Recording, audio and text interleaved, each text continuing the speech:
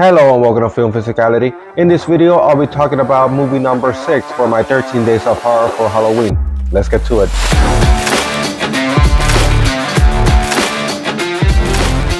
So the sixth movie that I watched is The Ring. This is from 2002 and it's directed by Gore Verbinski, who also directed Pirates of the Caribbean, Curse of the Black Pearl, Dead Man's Chest, at World's End. He also directed Rango, and he directed A Cure for Wellness, which is a very good movie starring Mia Goth. And this Steelbook release for The Ring is just beautiful. It has a very nice slipcover that's simulating a VHS tape. And then when you pull out the slipcover, the art on the outside of the Steelbook is not all that great, but it's still good in my opinion. But then the inside art of the Steelbook I think looks very good. But yeah, I love this Steelbook releases with the slipcover. Paramount did a great job here. And so on this movie, the bizarre death of a teenage girl leads journalist Rachel Keller to investigate a mysterious urban legend. Within the cabin is a video cassette containing disturbing imagery, and anyone who views the tape receives a chilling phone call with an unknown voice saying 7 days. And this means you now have 7 days left to live. And so this is the American remake of the Japanese horror movie called Ringu. And it's definitely one of the best, if not the best remake ever made.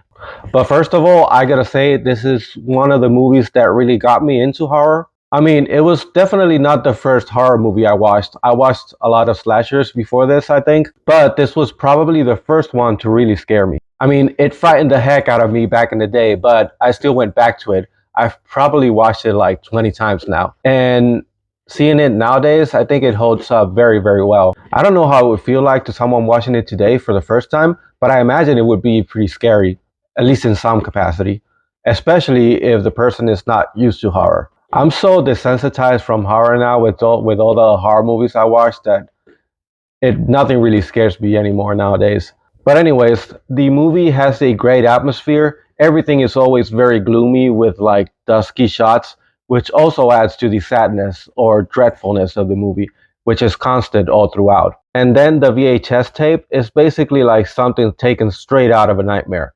It's so creepy. It kind of feels like something forbidden. I mean, it's so impactful that it really just stays with you, even on a rewatch. A lot of the imagery is so unique and eerie that it's just glued to your mind. And same goes for the whole movie as well, not just the tape. And all this is done with no jump scares, which is also great. It's just creepy, psychological horror that just stays with you after the film. And then the mystery of what happened to the little girl and how our protagonist is investigating is also very engaging. It stars Naomi, which of course she's great. And she's definitely great on this one. I know she's done other things, but to me she was always just the girl from The Ring. But yeah, all in all, this is just one of my all-time favorite horror movies. And I gave it a 5 out of 5 on Letterboxd. But like I said, this movie is very impactful to me and pretty much started or fueled my horror obsession. So I mean, right there, that has a lot to do with why I rate it so high. But yeah, that's my short review. I hope you enjoyed it. Let me know in the comments if you've never seen this film. I'm curious. In my mind, I think everyone's watched this by now. But yeah, let me know in the comments if you've seen it and if you like it, if you enjoyed it, if it's also one of your favorites, if you've seen it recently and you hate it, which I would find it hard to believe. I think it holds up very well. But yeah, that's it. Thank you for watching. Remember to give me a thumbs up, subscribe to my channel, and yeah, I'll see you in the next one.